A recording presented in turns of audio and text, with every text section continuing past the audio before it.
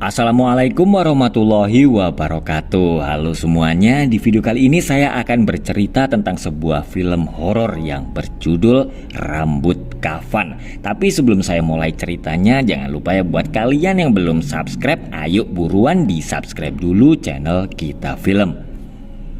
Cerita dimulai dengan seorang pria yang sedang mengubur janin calon bayinya. Pria itu bernama Anwar.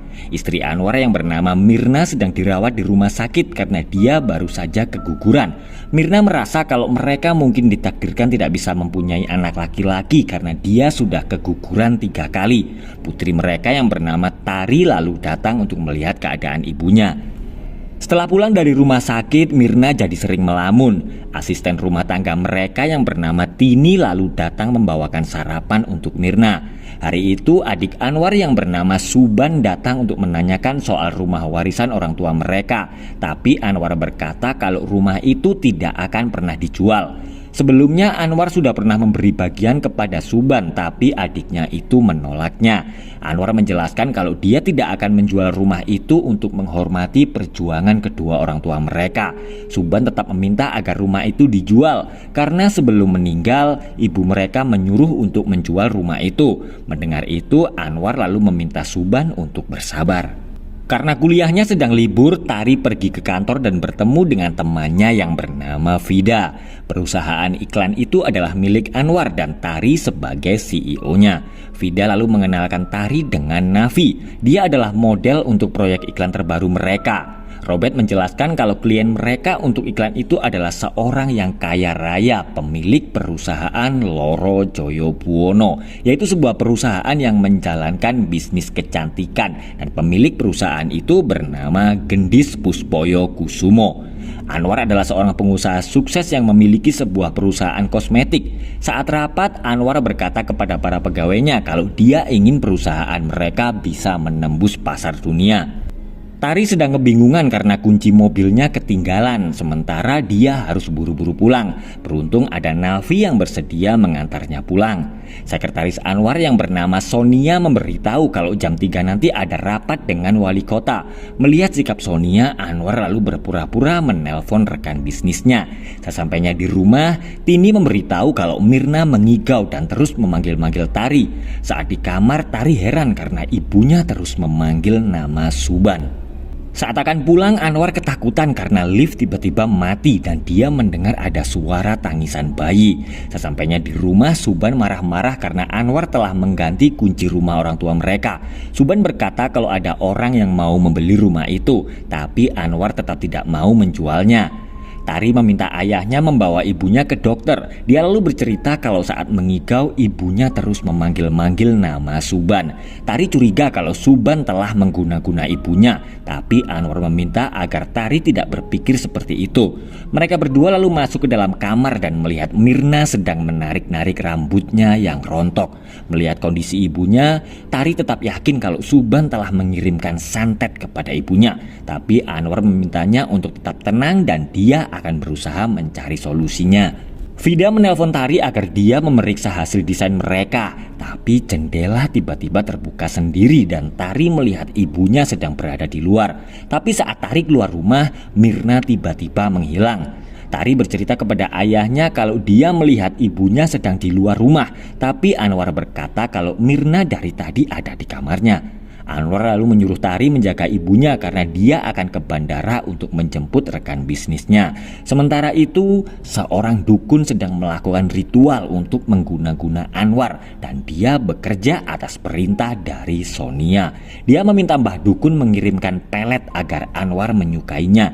Mbah Dukun itu lalu memberikan sebotol air dan menyuruh Sonia untuk memberikannya kepada Anwar. Tari terbangun karena mendengar Mirna seperti mau muntah. Tari pun langsung ketakutan karena ada gumpalan rambut yang keluar dari mulut ibunya. Di rumah sakit, Tari bercerita kepada Anwar tentang kejadian yang dialami ibunya. Tini yang di rumah sendirian akan menyiapkan baju dan perlengkapan untuk Mirna, tapi dia langsung terkejut karena mendengar ada suara tangisan bayi. Tini lalu berteriak ketakutan karena dia melihat hantu yang sedang menggendong janin bayi yang terbalut rambut. Besoknya Tari bertemu dengan Navi yang sedang menjenguk saudaranya di rumah sakit. Saat mereka berdua akan ke kamar, Tari melihat Suban yang keluar dari ruangan ibunya. Karena merasa penasaran, Tari dan Navi lalu diam-diam mengikuti Suban yang ternyata pergi ke rumah warisan neneknya. Sonia mengantarkan minuman yang sudah dicampur dengan air pelet untuk Anwar. Tapi rencana Sonia gagal karena Anwar sedang buru-buru pergi ke rumah sakit.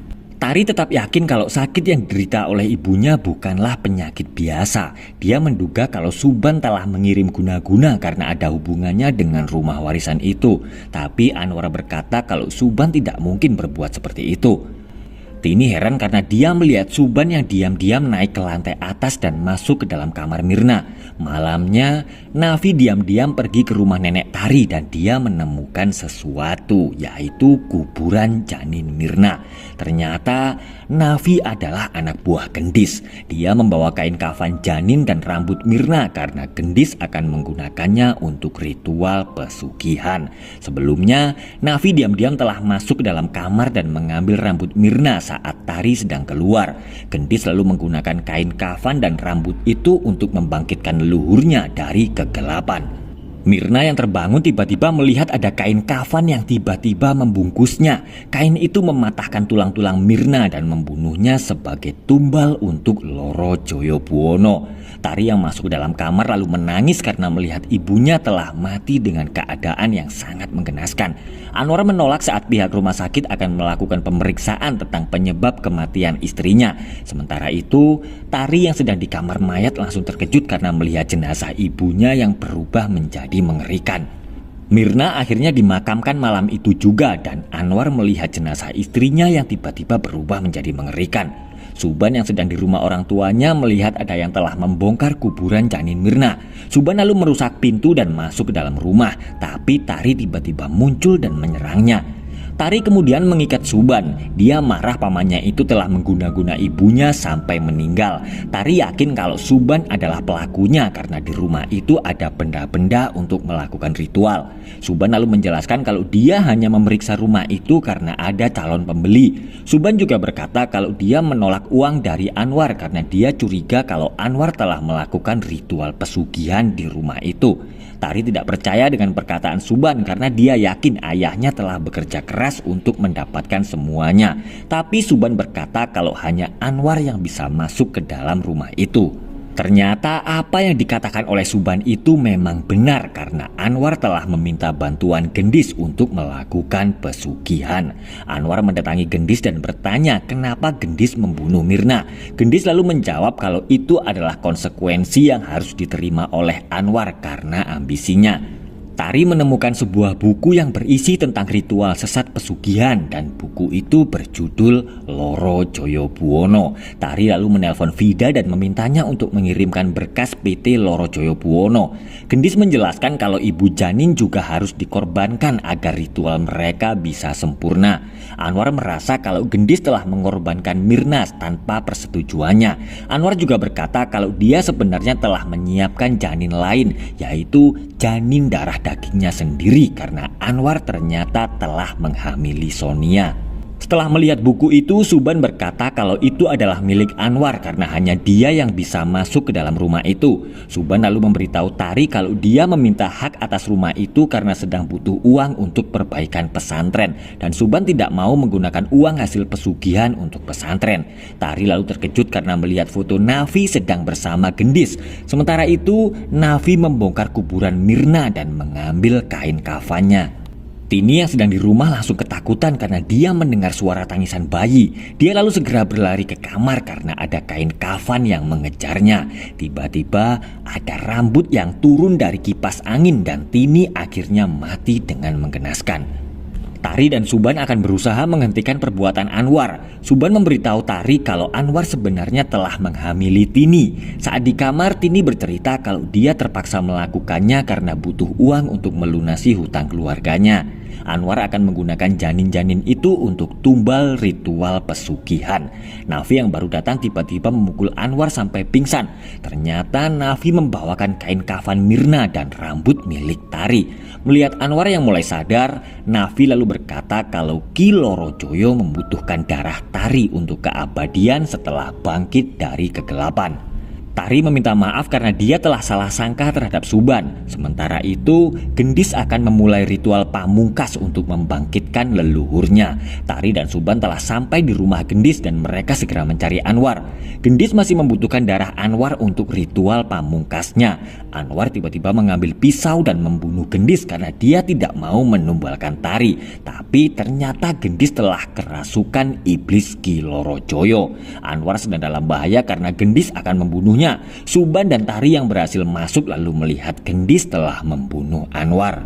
Gendis lalu menyerang Anwar dan dia bersiap-siap akan membunuh Tari. Tapi Navi tiba-tiba membakar patung iblis Lorojoyo Buwono dan Gendis langsung berteriak kesakitan. Tari segera mengambil kapak dan dia akhirnya menghabisi Gendis dan leluhurnya. Di akhir film diperlihatkan Sonia mendatangi seorang dukun yang ternyata adalah Navi. Dan film pun selesai dengan menyisakan tanda tanya. Oke guys, itulah tadi alur cerita sebuah film horor Indonesia yang berjudul Rambut Kafan. Terima kasih sudah menonton, sampai ketemu lagi di video berikutnya. Wassalamualaikum warahmatullahi wabarakatuh.